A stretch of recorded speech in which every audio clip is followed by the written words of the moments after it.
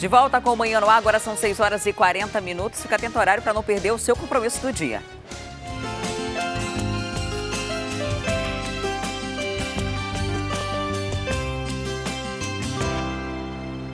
E no quadro Mais Saúde de hoje, nós vamos falar sobre a hipnose. Estudada há séculos, a maneira como a mente humana funciona sempre nos intrigou.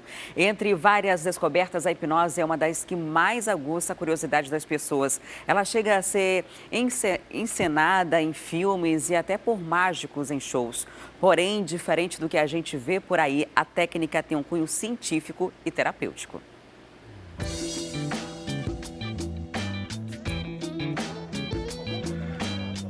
Um grupo reunido na Ponta Negra chama a atenção de quem passa. Em poucos segundos é possível perceber a Beatriz chorando e a Bárbara em Paris. Ah, sem contar que quando a Bárbara me viu, me deu um abraço apertado. Sabe por quê? Eu tô realizando meu sonho. Pergunta teu nome, E como é o meu nome? Lana. Lana?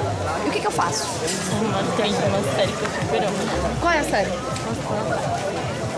Ah, entendi já. Sim, ela achou que eu era a Lana Parrilha, atriz americana de quem ela é super fã.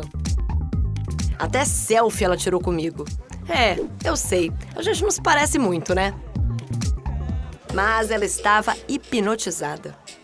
Todos os dias a gente está em transe, né? Quando você assiste um filme e deixa que o filme te emocione, deixa que o filme te envolva, você está fazendo uma hipnose. A hipnose é o foco, você está focado naquilo, você está concentrado naquilo, então você está sob transe. Entendeu? Então todos os dias já acontece. Bom, lembra da Beatriz chorando no começo? Também era de emoção. Ela foi induzida a achar que o Aderson era o capitão Jack Sparrow, personagem vivido por Johnny Depp. Já pensou? Posso mostrar que era o Jack? Ai, eu vou me decepcionar. Não quer saber que era o Jack, então? Vou te deixar ver a foto. É melhor. Dá uma olhadinha, então, na foto. Sério? Não tá parecendo muito o Jack, não, né? Tá? Pela fé. Amiga. Essa é a chamada hipnose de entretenimento. É rapidinho, pode ser feito em qualquer lugar e não representa riscos à saúde. Não precisa ficar com medo. De começo, quando tem pouca gente, as pessoas ficam meio com medo, né? Ficam receosas de começar. Mas depois que elas já começam a ver funcionar, começam a ver e são coisas legais que estão acontecendo. Aí as pessoas querem fazer, querem que os amigos façam, querem que todo mundo faça, porque é uma experiência muito boa. Poder ver ídolo, poder ver ir para Paris, que nenhuma foi. A ideia é que mesmo na brincadeira, o maior número de pessoas possam ser ajudadas. A gente pode ajudar de várias e várias maneiras. A gente com a hipnose de rua, a gente tem ajudado muitas e muitas pessoas em off, né? A pessoa vem, às vezes, ela participa, ela brinca, mas no final a gente dá um presente para ela. A gente dá um presente hipnótico.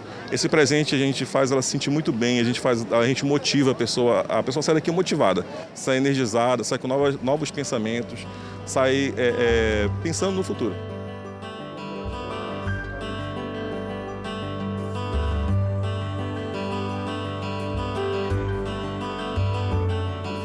Sim, a hipnose em consultório é uma forma de terapia. A hipnose, na parte terapêutica, ela tem um efeito muito mais rápido, né, até do que outras terapias, porque a gente, através das induções, a gente realmente baixa o fator crítico da pessoa, né, de uma certa forma acessando o subconsciente para dar uma nova sugestão. Mas isso não teria validade nenhuma se a pessoa não quisesse o tratamento, entende? Quando a pessoa quer o tratamento é que faz ter a diferença. A Érica chegou com uma fobia. Ela não gosta de cobras, tem muito medo. Depois de uma consulta com o Márcio e alguns testes para nossa equipe, Érica já está completamente concentrada. Por isso, é induzida pelo Márcio. E aí, começa a sessão. E ainda sai se sentindo super bem. Bem, no começo eu estava um pouquinho carregada, estava meio cansada, pesada. E aí, com os passos que ele foi me dando, eu fui conseguindo me concentrar. E quando eu voltei, eu me senti mais leve, mais alegre. Por que funciona? Por que permanece? Porque a mente, ela quer uma saída para aquilo. Ninguém quer viver no sofrimento. Então existe congruência para você melhorar.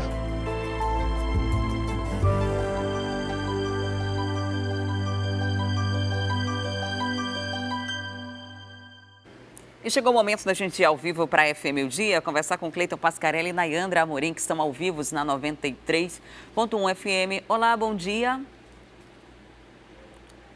Olá, muito bom dia. Bom dia, Adriane. Bom dia, Adriane. Bom dia. O Tribunal Superior Eleitoral cortou as asinhas de alguns vereadores que estavam se planejando para pular a janela, esperando a tal janela partidária, né, para ter uma migração de partido político durante esse ano aqui, que é um ano eleitoral. Mas agora quem pular a janela pode levar um baque bem violento, né? Pode pular e não voltar mais. Né? É tipo isso. Ó, o Tribunal Superior Eleitoral, na verdade, já vem sinalizando há um bom tempo de que, no caso de funções legislativas, o cargo pertence ao partido, né? E, por conta disso, terça-feira agora, eles bateram o martelo, depois da consulta de alguns vereadores, que é isso que vai permanecer. Por que a gente está falando isso? Porque alguns vereadores que estão acostumados a pular de galho em galho, né, não se quietam, estavam querendo deixar de ser vereadores agora, passar para partidos políticos com uma legenda mais robusta para as eleições deste ano, né? E, com isso, o TSE lembrou, pode até mudar de partido, mas o cargo que você tem hoje pertence ao partido que você está hoje. Então, se você mudar de partido, você pode dançar, pode perder a função, porque aí o partido pode escolher um novo membro para aquela vaga. E todos os partidos e coligações políticas têm suplência. Então, se não houver esse acordo, assim, eu quero pular essa janela, mas ela está fechada ali para você. Então, tem que fazer um acordo com o partido para que o partido deixe você sair. Porque também é uma questão muito arriscada, né? Você é candidato a deputado estadual e tem uma vaga de vereador. Não vai concluir aquele mandato se for eleito. Mas caso não for eleito, você vai querer voltar a ser vereador de novo, né? Continuar mais 2 anos ali no parlamento. Só que você mudou de partido. E aí, se a vaga é do partido? Então, o risco é muito grande. Então, tem que haver um acordo que dificilmente alguém vai aceitar, né? Uma vez que você muda de composição, de partidos políticos, porque a gente já percebe há muito tempo que não existe mais aquela questão ideológica por trás de uma sigla. É muito por conveniência. O que for conveniente nesse ano, eu vou fazer. É a tal da fidelidade partidária, né, Adriane, que ninguém mais hoje, quer dizer, ninguém não, né, mas um bocado hoje é infiel até o fim, mano. Nunca vi. Aquela música da Marília Mendonça vem bem a calhar. É infiel. A fidelidade partidária vai até a página 2, né? E agora pode ter consequências, né, no pleito, né, essa infidelidade que muitas vezes não dá em nada, pode ter consequências depois dessa decisão do Tribunal Superior Eleitoral. A gente vai ver como esses parlamentares vão se comportar, né, porque são 41 vereadores e muitos deles já estão se assanhando para se tornarem deputados. Exatamente. Agora, isso daí não impede, né? Aqueles que vão permanecer no mesmo partido e querem só mudar de função, mesmo que tenham sido eleitos pelo povo para serem vereadores, tem aqueles que não sossegam, querem ser deputados, o partido quer que eles sejam deputados. Se for no mesmo partido, isso aí não vai interferir, não. E a gente espera que todos que se candidatarem tenham o compromisso de ainda honrar o cargo, né? Obrigatoriamente, ele só tem a necessidade de ir 3 vezes para a Câmara, segunda, terça e quarta, só até meio-dia. Então, faltar por causa da campanha não é uma boa. Isso prejudica a população de forma geral. Exatamente. Agora, vamos falar de saúde. A gente tem alguns alertas ao longo do Manhã no Ar de hoje. Um deles é sobre as suspeitas de sarampo. O número está crescendo cada vez mais. Pois é, a gente vem conversando sobre isso, né, Adriane, aqui no Manhã no Ar. Agora já são 17 casos suspeitos de sarampo, segundo a Fundação de Medicina Tropical. Desses 17 casos, 13 são crianças e 4 adultos. Todos esses pacientes já foram encaminhados para a Fundação de Medicina Tropical e eles não têm nenhum vínculo com pessoas que tiveram diagnóstico positivo vindas ali de Boa Vista, Roraima. A maioria desses casos foram registrados em bairros das zonas Norte e Centro-Sul de Manaus. Inclusive, hoje, a Prefeitura de Manaus, a Censa, a Secretaria Municipal de Saúde, vai fazer uma varredura em 4 bairros da zona Norte de Manaus, como, por exemplo, bairro Santa Etelvina, vai intensificar o reforço, vai intensificar a vacinação nesses bairros. Inclusive, as nossas equipes de reportagem vão acompanhar essa vacinação, esse reforço, essa varredura. E também o estado do Amazonas já está recebendo um reforço de mais de 50 mil doses da vacina. Então, o estado aí recebendo mais doses extras da vacina contra o sarampo, e a qualquer sintoma, qualquer sinal de sintoma, procurar uma unidade básica de saúde. Se houver de fato aí essa suspeita de sarampo, todos esses casos vão ser encaminhados para a Fundação de Medicina Tropical, que está concentrando aí essas investigações em torno dessa doença, desse possível surto aqui na capital, tendo em vista o que está acontecendo aí em Boa Vista, Roraima, devido aos casos que estão chegando, aos pacientes que estão chegando da Venezuela, que está enfrentando já o surto do sarampo. Adriane. Papais e mamães, fiquem atentos à vacinação das crianças. Muito. É com 12 Exatamente. meses e com 15 meses, né? Tem que Isso. procurar. Em alguns casos, quem não tomou a vacina antes, até adultos, agora estão entrando nessa relação para tentar conter esses surtos, ainda, na verdade, essas possibilidades, né? Porque a gente não sabe ainda se foi confirmado ou não, nenhum dos casos estão sendo investigados. Estão sendo investigados ainda, não há nenhuma confirmação. A sorologia deve ser feita 2 vezes, no intervalo de 20 dias cada um. Nenhum desses 17 casos de fato foram confirmados, mas são casos suspeitos e a gente precisa estar em alerta.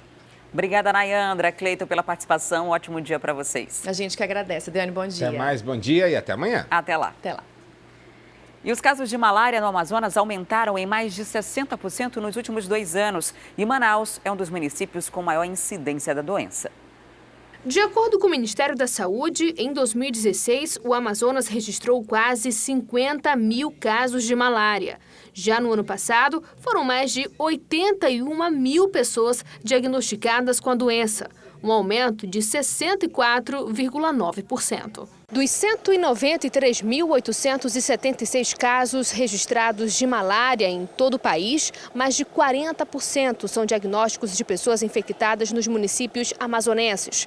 Segundo a Fundação de Vigilância em Saúde do Estado do Amazonas, esse aumento se deve à diminuição de ações de controle nas regiões da calha do Rio Negro. Isso se deve principalmente a alguns problemas. Eu acho que o principal seria o problema de gestão municipal, onde houve não só a troca de prefeito, mas muita troca de secretários, de gerentes de endemias e mesmo demissões de agentes de endemias que tiveram que ser reposto. E isso todo implica numa diminuição substancial das medidas de controle que são efetivadas a nível de município. Os municípios que apresentaram aumento nos números de casos em 2018 são Rio Preto da Eva, com 462 casos, Guajará, com 642, Manaus, 1.724 e São Gabriel da Cachoeira, que lidera o ranking, com mais de 2.000 casos de diagnósticos. A introdução do Plasmodium falciparum, principalmente em algumas áreas e tipicamente aqui na área do Alto Rio Negro, nós tivemos a introdução através da fronteira com a Venezuela, onde hoje grande epidemia de malária falciparum está ocorrendo, né? Isso se disseminou, se difundiu para toda a calha do Rio Negro. A malária é uma doença febril aguda. É transmitida pela fêmea infectada do mosquito Anopheles. Os sintomas são febre alta, calafrios e fortes dores de cabeça. Apresenta cura se for tratada a tempo. Caso contrário, pode levar à morte. O primeiro objetivo é identificar se o paciente tem malária. O segundo objetivo é qual é a malária, que os tratamentos são diferentes, mas estão disponíveis na nossa rede pública e quando eles são iniciados imediatamente após o diagnóstico, o paciente tem todas as chances de se recuperar e de não ter nenhuma complicação. E pessoas com deficiência e patologias crônicas têm direito ao transporte gratuito, mas para isso precisa ter um documento de identificação. E o cadastro começa hoje. Quem vai trazer os detalhes para a gente sobre esse assunto é a Thea Morel, que já está ao vivo. Olá, Thea, excelente dia para você. Onde pode ser solicitado o passo a passo dessa gratuidade para as pessoas que têm doenças crônicas? Olá, Adriane, bom dia para você, bom dia a todos. Olha só, Adriane, a partir de hoje começa o agendamento, né? As pessoas precisam fazer esse agendamento através do site www.agendamento.pne.manaus.am.gov.br. A partir do momento que a pessoa faz esse agendamento, ela já pode separar os documentos necessários, porque ela vai ter que ir até a Superintendência Municipal de Transportes Urbanos, né, a SMTU, que fica na rua Barão de Indaiá, número 330, no setor de atendimento social. Lá ele vai poder tirar esse cartão Passa Fácil gratuidade, né? E vai poder andar no transporte coletivo de Manaus gratuitamente, sem pagar nada por isso. Agora vamos às categorias que têm direito a esse Passa Fácil. A gente tem as pessoas que são portadoras de necessidades especiais, na verdade os portadores de deficiência, né? Pessoas que não enxergam, pessoas que não escutam. Então essas pessoas têm direito ao cartão Passa Fácil e tem também aquelas pessoas que têm patologias crônicas. Isso aí inclui, por exemplo, os portadores do vírus HIV, pessoas que são transplantadas, que já fizeram transplante de rim, por exemplo. Tem as pessoas que têm cardiopatias graves, que têm problemas no coração ou hipertensão grave também. Então, tem uma listinha ali de pessoas que têm direito a essa gratuidade e que podem, portanto, solicitar isso. A partir de hoje começa o agendamento no site e depois você segue até o setor de atendimento da SMTU. Vamos aos documentos agora.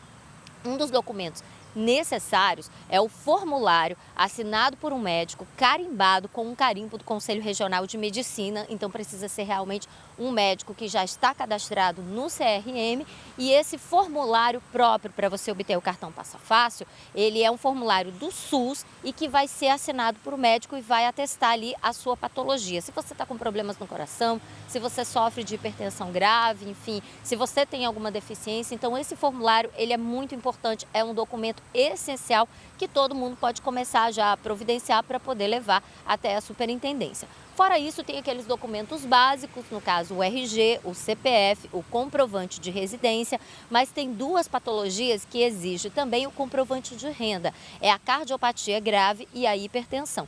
Nesse caso, as pessoas vão ter realmente que comprovar que elas têm necessidades financeiras, que elas estão em situação de risco financeiro, né? Uma pessoa que tem um emprego ou que tem uma família, digamos assim, abastada, não necessita necessariamente utilizar o ônibus e, portanto, ela não teria direito à gratuidade. Então, você anexa também o seu comprovante de renda e você pode dar entrada com o seu cartão Passa Fácil gratuidade.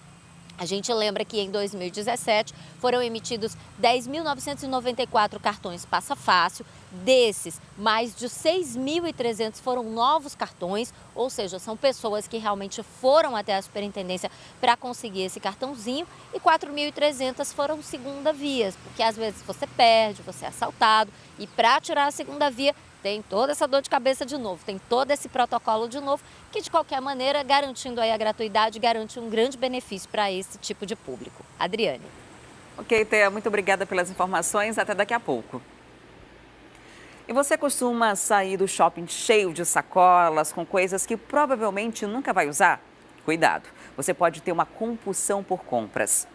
Comprar compulsivamente é considerado um transtorno que muitas vezes está associado a outros problemas, como depressão e ansiedade. E nesse dia 15 de março, que é comemorado o Dia do Consumidor, nossa equipe foi às ruas para saber se os manauaras são ou não consumidores compulsivos. Vamos ver.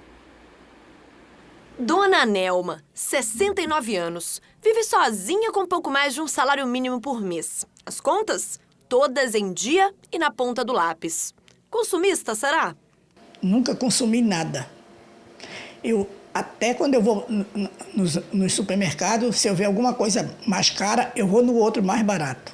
Eu geralmente sou assim. Se fosse, seria difícil estar no azul. Mas a dona Nelma não representa a maioria da população. Segundo ela, nem os filhos, que tiveram exemplo dentro de casa, estão com contas em dia. Eu tô com o nome no SPC por causa da minha filha, que eu comprei um carro no meu nome, mas ela queria e eu ajudei ela e comprei no meu nome. Segundo uma pesquisa divulgada na última sexta-feira, são quase 62 milhões de brasileiros no vermelho. E o Norte lidera esse ranking. 46% da população adulta está com dívidas. Ele é consumista porque tem um volume de produtos que oferecem a ele, de ponta, de novidade, então ele acaba sendo um consumista, sim. Resolveu resolvemos fazer um teste. Perguntamos de pessoas no centro da cidade o que fariam com R$100. Eu ia comprar uma roupa pro meu filho, que é o que eu tô fazendo. Tentar ver se dava para comprar de primeiro, logo se fosse no comércio, comprar uma cesta básica, né? Que é o ideal para dentro de casa, que a gente mais precisa, né? De todos, apenas uma disse que guardaria o dinheiro. Eu levava para casa, ia guardar. Ia pensar o que eu ia fazer com ele. E tem quem já esteja com dívidas mesmo. Então mais uma ou menos uma, né? Se eu te desse R$100, tu não pensaria em pagar a dívida, por exemplo? Não. O que você mais compra? Roupa, sapato. Os comerciantes agradecem esse dinheiro que volta a circular. Mas cuidado, o consumismo exagerado pode ser um transtorno. Isso nós chamamos de TOC, é o transtorno obsessivo compulsivo. E esse transtorno, ele vem por excesso de frustrações adquiridas no decorrer da vida. E esse tipo de transtorno é mais comum do que a gente imagina. Alguém lembra do filme Delírios de Consumo de Beck Bloom? Uma mulher que gastava dinheiro comprando tudo, roupas, sapatos, bolsas, até que se afundou em dívidas. O filme, lançado em 2009, retrata de uma forma engraçada um problema muito sério. E vai ficando uma situação sem solução. Qual é a solução? Eu preciso me esvaziar. Eu preciso sair, eu preciso conversar com alguém, eu preciso sair. E essa saída, ela encontra uma bolsa. E nessa bolsa tem tudo o que ela precisa, menos o dinheiro. E por isso que entra esse excesso de dívida. E aí, nesses casos, é preciso procurar ajuda. A sua solução é procurar um especialista na área, um neuropsicólogo, um psicólogo, até mesmo um psiquiatra, para poder entender o teu interno. O que está passando com você? Por que desencadeou esse transtorno de compulsão? E chegou a hora da nossa entrevista do dia e o assunto da nossa conversa ainda é consumismo desenfreado, que faz com que a região norte lidere o ranking de pessoas endividadas. Conforme você viu na reportagem, quase metade da população adulta que vive aqui na região está com problemas financeiros devido à falta de planejamento na hora de contrair dívidas que mais tarde não consegue pagar.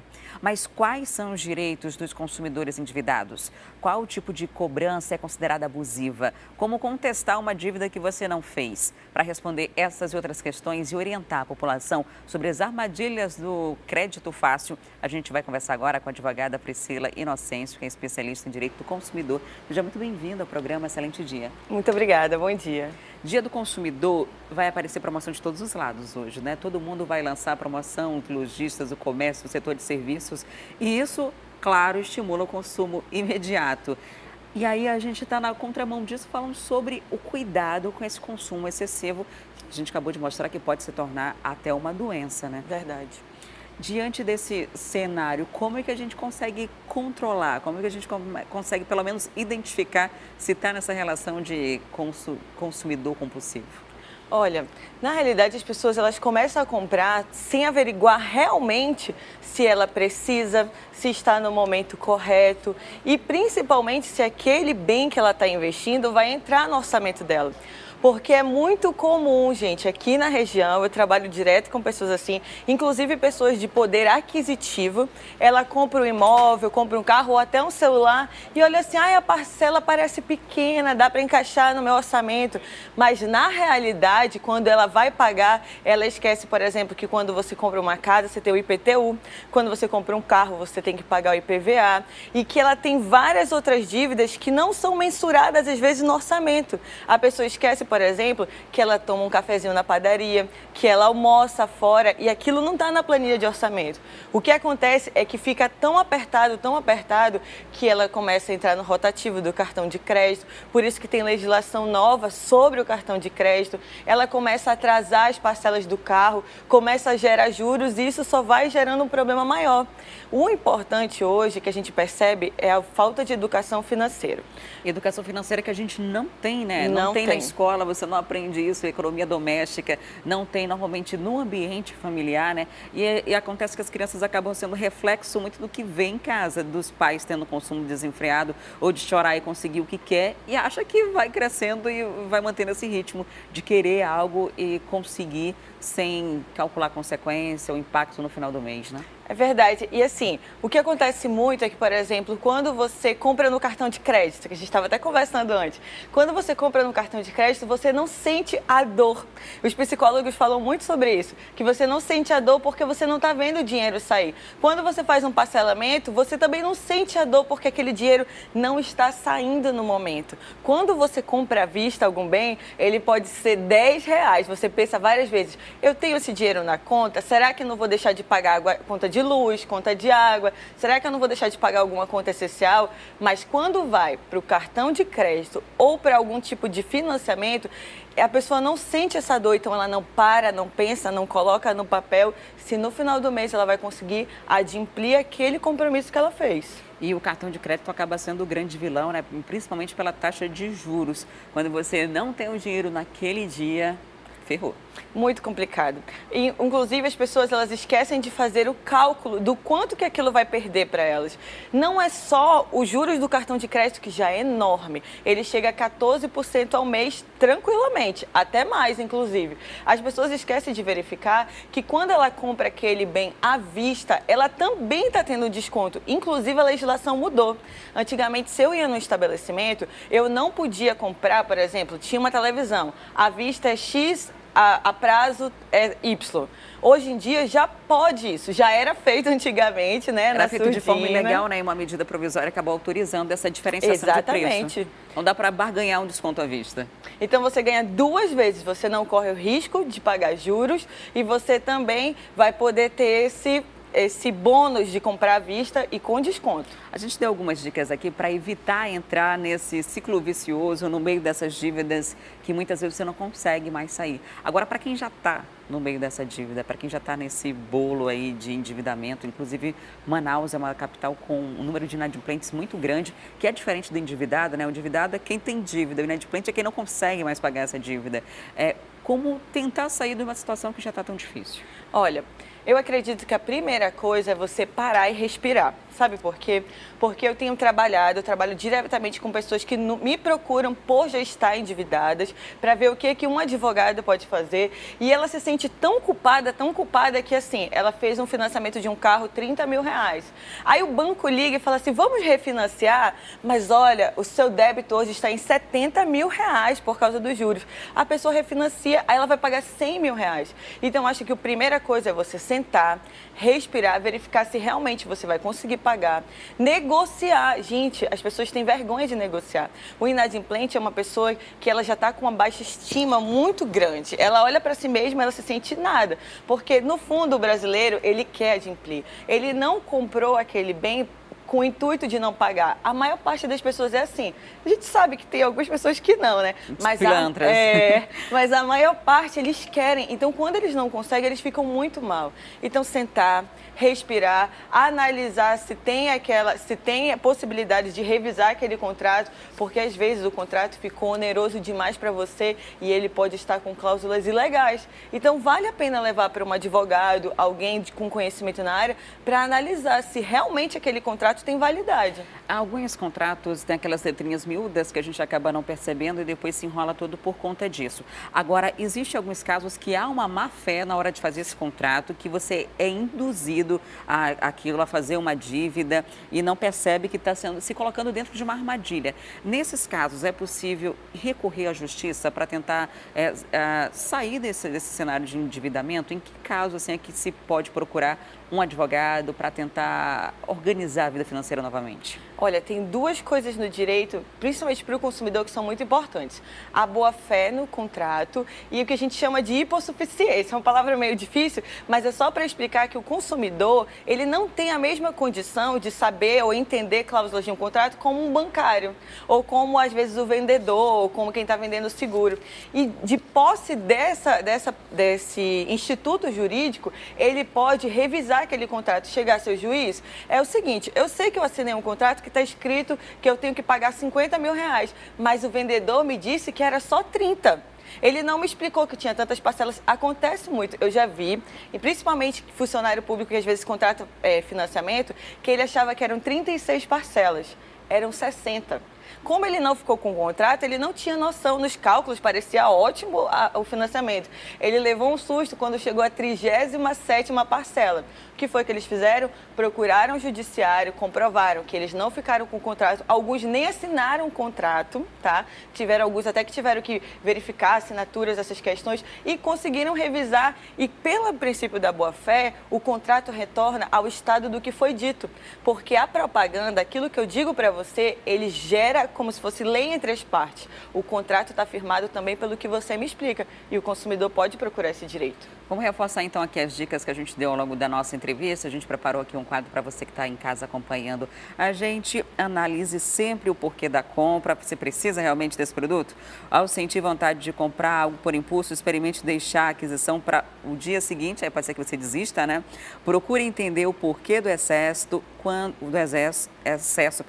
e quando em dúvida, peça a opinião de outras pessoas e redobrar a atenção. O cartão de crédito são algumas dicas para você não se embolar tanto com as dívidas logo tão cedo. A gente não está no mês de março, tá? Muito obrigada por sua participação. Obrigada. Outra dica para você que já está endividada é que o Procon oferece um serviço gratuito também de atendimento às pessoas que estão endividadas para orientação, incluindo até assistência psicológica. Muito obrigada por sua participação, Obrigada. pelas orientações para os nossos telespectadores. Um bom dia. Recebi hoje a Priscila Inocêncio, que é advogada especialista em direito do consumidor. E a partir de hoje, o governo federal libera o pagamento do último lote do PIS/PASEP, ano base 2016. Nessa fase, são contemplados os nascidos entre os meses de maio e junho. Quem tem os detalhes sobre esse assunto é o repórter Danilo Alves, com quem eu converso agora ao vivo. Olá, Danilo. Como é que faz para saber se tem direito ou não a esse abono? Seguinte, primeiro o trabalhador, Adriane, precisa saber se ele está inscrito no PIS ou PASEP, que é o programa social que realiza e paga esse benefício. Ele tem que estar inscrito nesse programa há pelo menos 5 anos, tem que ter recebido até 2 salários mínimos em uma empresa de carteira assinada e, lógico, dependendo do tempo aí que ele tiver, até 1 ano, ele vai receber de R$ 80 até R$ 954, se for de 2 a 12 meses, né? Dependendo do tempo de serviço. Isso em 2016. O valor pago vai ser de 2016. Então, são 9,86 bilhões de reais que serão pagos para mais de 36 milhões de trabalhadores. Aqui no Amazonas não foi revelado o número de trabalhadores que estão aptos, mas em todo o Brasil, 13 milhões de pessoas estão aptas já a receber esse 9º lote aqui no caso do PIS, do PASEP, que é o abono salarial de 2016. Todo esse valor já está na conta, segundo a Caixa Econômica. Para você verificar, você pode fazer 2 situações. Vai direto com o seu cartão cidadão, se você já tiver o seu cartão, em algum autoatendimento da Caixa e verifica se seu valor já caiu. Se não caiu, vai até a agência com o seu documento e pode sacar no caixa e, se tiver algum problema, já pode verificar ali com os atendentes. Ou senão você pode ligar pelo telefone, pelo 0800 726 0207, que é o atendimento da Caixa pelo telefone, ou então acessa lá a Caixa com o endereço www.caixa.gov.br/PIS. Esse é o endereço certo para você saber se você é beneficiado ou não. Depois disso, se você é beneficiado, vai lá no atendimento da Caixa e recebe esse valor. Vale lembrar que é de R$ 80 a R$ 954. Já o ano base 2017-2018 vai ser um pouquinho maior o valor. Esse valor foi de 9 bilhões e o valor que vai ser pago em 2017 é de 16 bilhões. Então é muito mais e também mais trabalhadores devem ser beneficiados. Mas isso aí vão ser nos próximos meses. Inclusive o próximo lote vai ser de gente que nasceu, né, não em maio e junho, mas o próximo lote que acontece já no próximo semestre vai ser de pessoas que nasceram nos outros meses. Vale lembrar que o saque é até dia 29 de junho, Adriane. Ok, Danilo, muito obrigada pelas informações.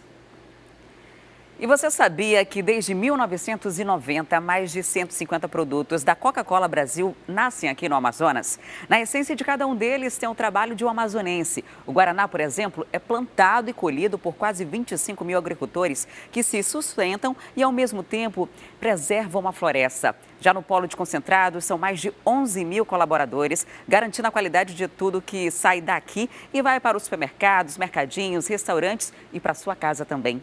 Aqui no Amazonas e em todo o país. E é por isso que os produtos da Coca-Cola Brasil fazem tanto sucesso, porque são feitos com toda a dedicação, o trabalho duro e o cuidado que a gente só encontra aqui. E é claro que isso merece um brinde. Coca-Cola Brasil, há 28 anos, sua sede move a nossa. E agora eu vou para o intervalo e na volta vamos falar do anúncio dos ensaios dos Bumbais. É já, não saia daí que o Manhã no Ar volta em instantes.